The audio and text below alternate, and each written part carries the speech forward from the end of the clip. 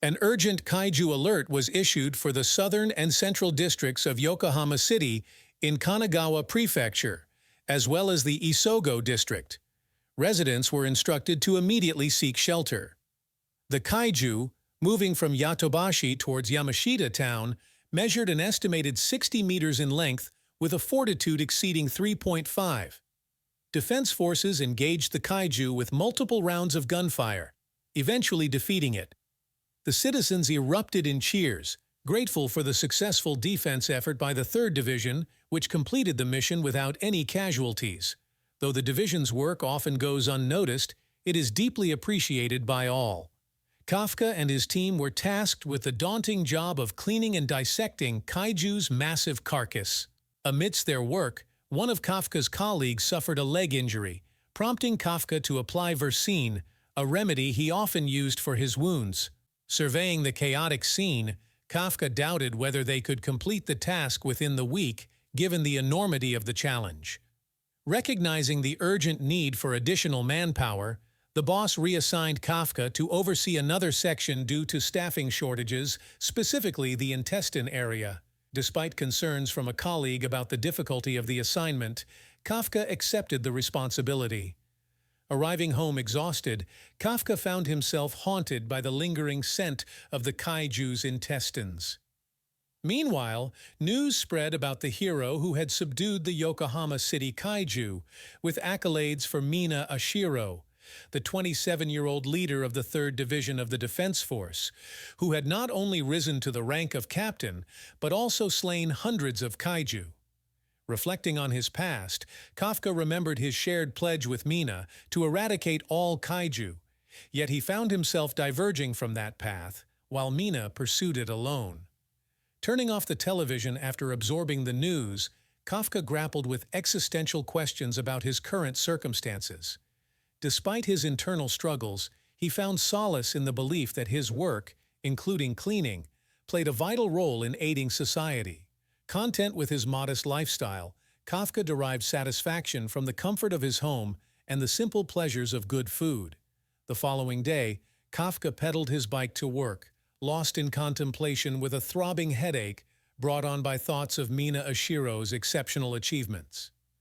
Upon arriving at his workplace, Kafka was introduced to Ichikawa, a part-time student eager to join the defense force. Tokuda, Kafka's co-worker, recounted Kafka's aspirations to join the defense force, which had ultimately led him to become a seasoned employee of the company. Feeling embarrassed by Tokuda's revelation, Kafka found himself questioned by Ichikawa about why he abandoned his dream. In response, Kafka explained his journey, detailing his efforts and eventual realization of his limitations. He admitted to Ichikawa that he had come to understand his capabilities better with time, suggesting that such understanding often comes with age. However, Ichikawa remained resolute, insisting that he would not give up on his aspirations.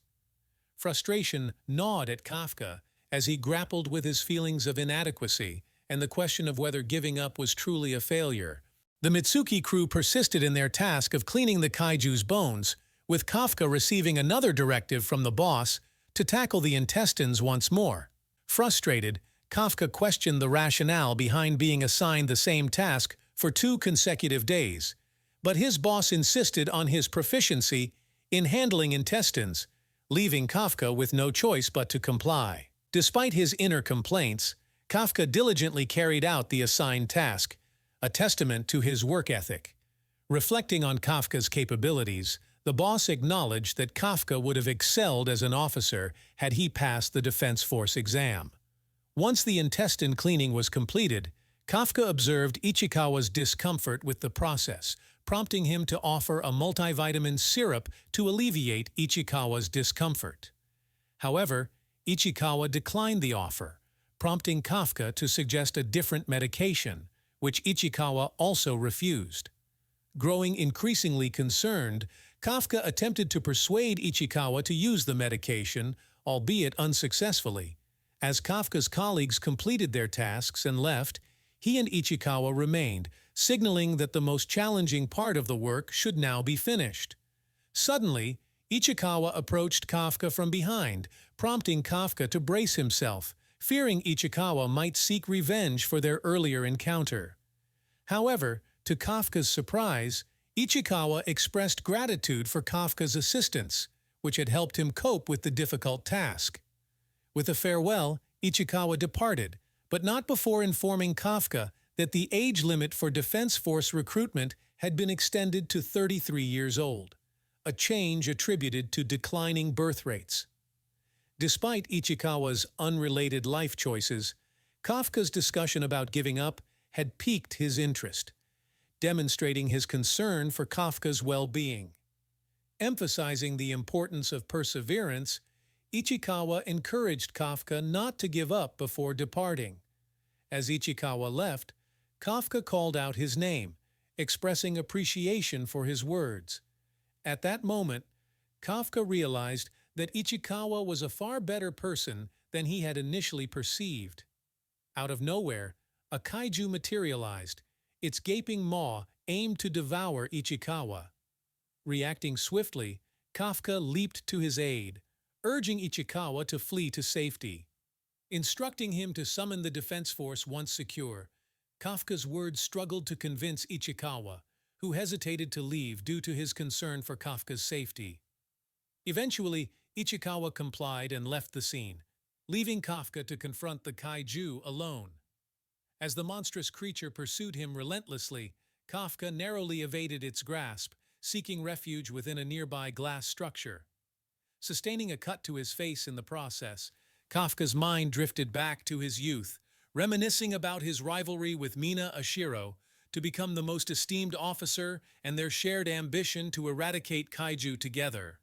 Returning to the present, Kafka confronted the harsh reality of his current situation, grappling with the dissonance between his past determination and his current perceived inadequacy. Helpless against the kaiju's onslaught, Kafka found himself on the brink of defeat when, unexpectedly, Ichikawa returned to his rescue. Surprised by Ichikawa's return, Kafka questioned his motives, only to learn that Ichikawa had already alerted the defense force. Ichikawa confessed that he couldn't abandon Kafka, fearing it would hinder his aspirations of becoming an officer. As the kaiju launched another assault, Ichikawa bravely intervened, attempting to fend off the creature. Overwhelmed by feelings of inadequacy, Kafka lamented his perceived uselessness in the face of danger. In a sudden turn of events, Mina Sashiro and her team arrived, swiftly defeating the kaiju that threatened Kafka and Ichikawa.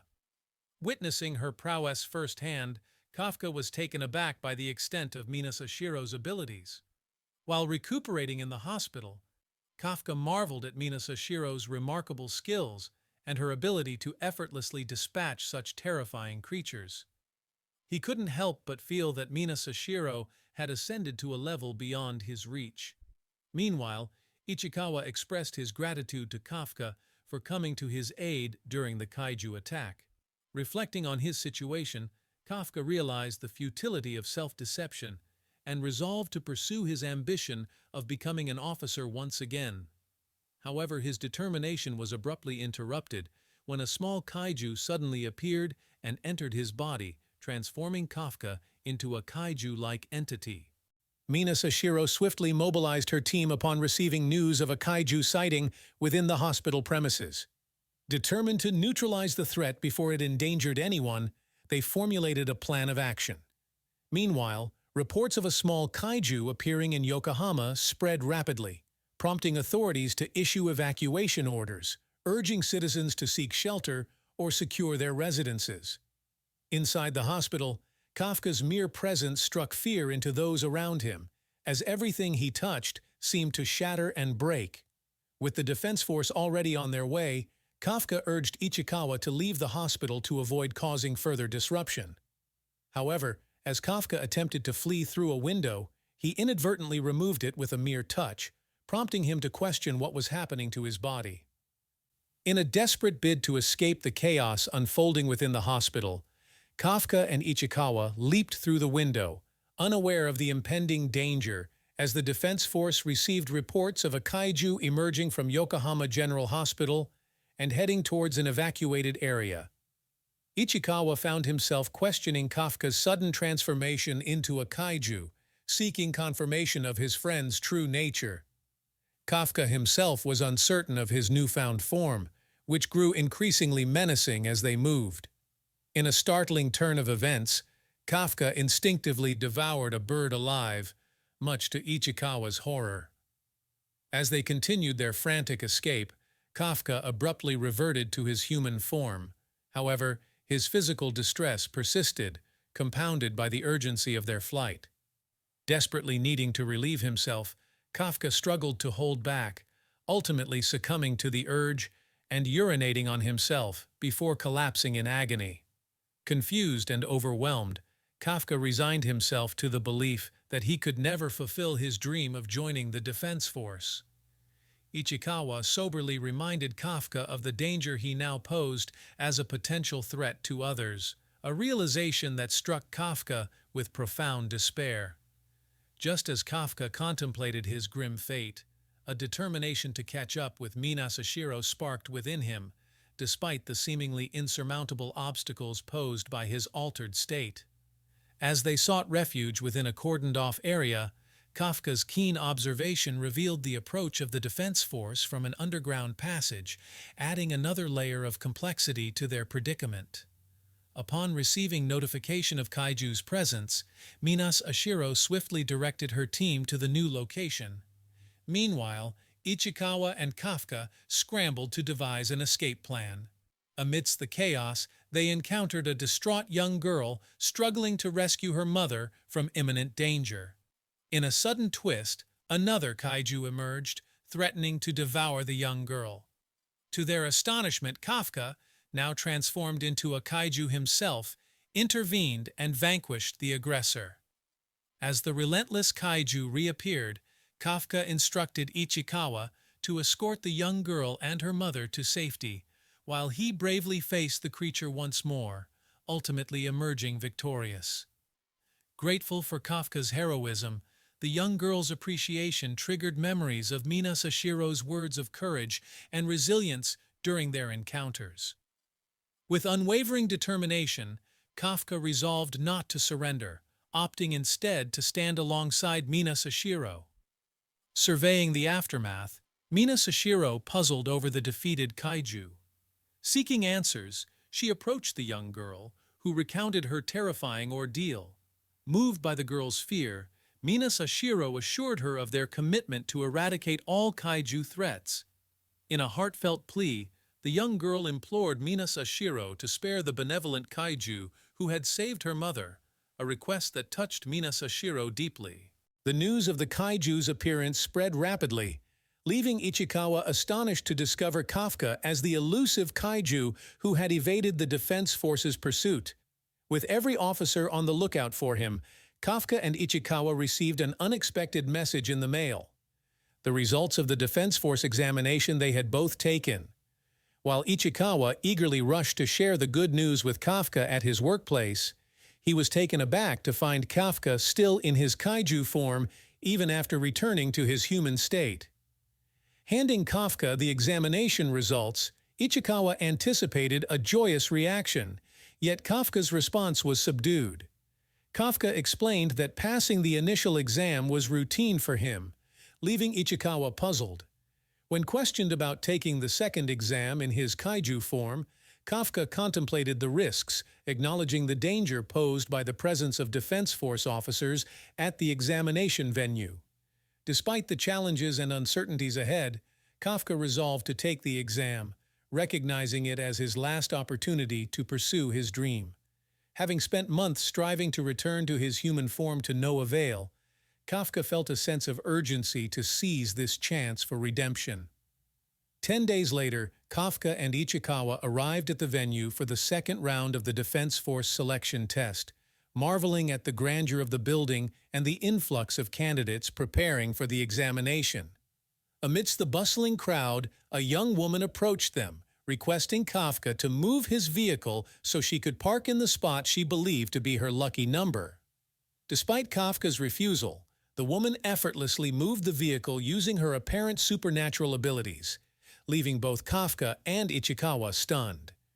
Curious about her identity, Ichikawa inquired about her name, to which she introduced herself as Kikoru Shinomiya, a hunter whose mission was to eliminate kaiju threats. Drawing closer to Kafka, Kikoru discerned an unusual scent emanating from him, likening it to that of a kaiju.